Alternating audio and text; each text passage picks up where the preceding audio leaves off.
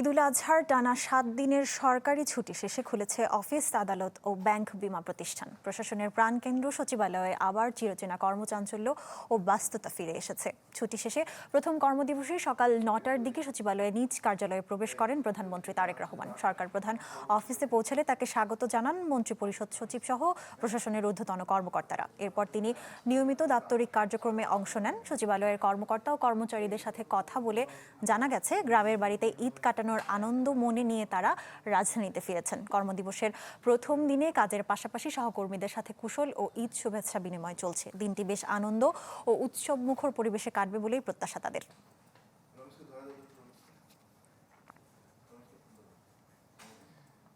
দর্শক, এ বিষয়ে আরও জানাতে সচিবালয় থেকে আমাদের সঙ্গে যুক্ত হচ্ছেন সহকর্মী স্বপ্নীল সাহারিয়া শিশির। শিশির, ঈদের ছুটি শেষে তো আজ প্রথম কার্যদিবসে প্রধানমন্ত্রী ইতিমধ্যে অফিস করছেন, কেমন দেখছেন কর্মব্যস্ততা আমাদের জানাবেন।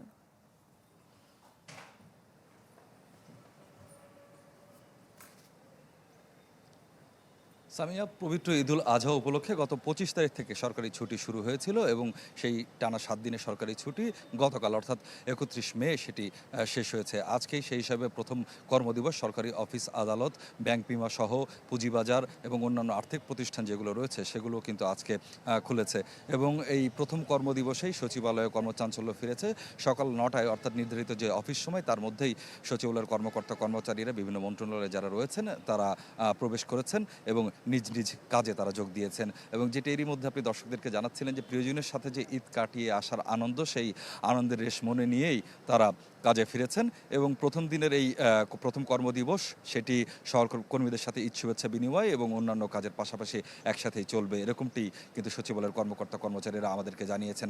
আরেকটি বিষয় যেটি বলছিলেন, প্রধানমন্ত্রী নিয়মিতই এই সচিবালয়ে অফিস করছেন। আজকেও সকাল ৯টা ১২ দিকে প্রধানমন্ত্রী তারেক রহমান সচিবালয়ের নিজ দপ্তরে এসে প্রবেশ করেছেন এবং সচিবালয়ে তিনি যখন আসেন তখন তাকে স্বাগত জানান মন্ত্রিপরিষদ সচিব সহ প্রশাসনের ঊর্ধ্বতন কর্মকর্তারা।